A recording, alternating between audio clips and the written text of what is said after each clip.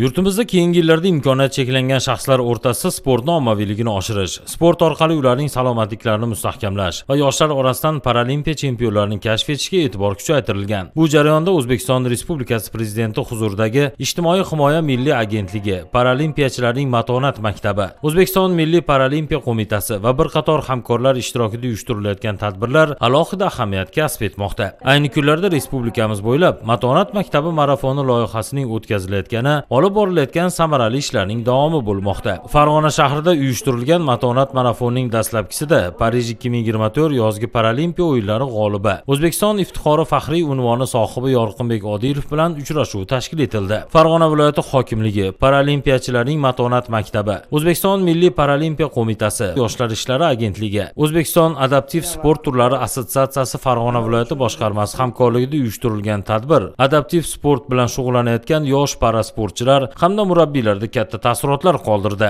Matonat maktabining asosiy vazifalaridan biri jamiyatda o'z o'rnini topgan, nogironligi bor bo'lgan yoshlar yoki yetimlikdan chiqqan, jamiyatda o'z o'rnini topgan yoshlarni ibrat sifatida ko'rsatish. Bugungi uchrashuvlarimizdan biri ham Farg'ona yoshlari paralimpiyachilar bilan birga bizni yorqin yulduzimiz Yorqinjon bilan matonat marafonini o'tkazish rejalashtirildi. Yorqin paralimpiya yulduzlari haqida hujjatli filmlarni yaratish va kelajakda badiiy film ham yaratish rejalashtirilgan.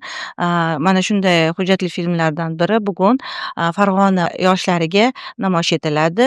Uchrashuv davomida ishtirokchilarga Yorqinbek Odilovning hayot yo'li va sportdagi g'alabalari haqida hikoya qiluvchi Taqdir jangchisi nomli hujjatli film namoyish etildi. Film orqali yoshlar Yorqinbekning bolalik davridan boshlab qiyinchiliklarga qaramay o'z orzusi sari dadil qadam tashlagani, mehnatsevarligi va g'alabalarga eltgan mashaqqatli yo'lini yaqindan his qilishdi. Tadbir jarayonida Yorqinbek Odilov yosh sportchilar bilan o'z tajribalari, motivatsiyasi va paralimpiya o'yinlari chempionligi yo'lidagi sinovlari haqida samimiy suhbatlashdi. U o'z nutqida har qanday cheklov bu faqat sinov. Agar inson o'ziga ishonsa, barcha to'siqni yenga oladi deya yoshlarga kuch-g'ayrat bag'ishladi.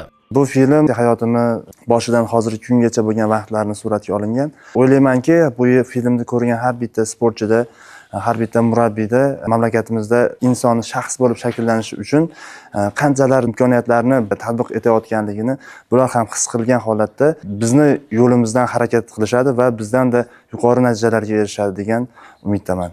Uchrashuv davomida yoshlar o'zlarini qiziqtirgan savollar bilan chempionga murojaat qilib, Yorqinbek Odilovdan qimmatli maslahatlarga ega bo'lishdi. Bir so'z bilan aytganda, matonat maktabi marafoni loyihasi doirasida o'tkazilayotgan bunday tadbirlar yosh avlodni vatanparvarlik, mehnatsevarlik va o'z kuchiga ishonch ruhida tarbiyalashga xizmat qiladi. Behzod Jo'raboyev, Azamat Hamraliyev, Farg'ona 24 dasturi uchun maxsus tayyorlandi.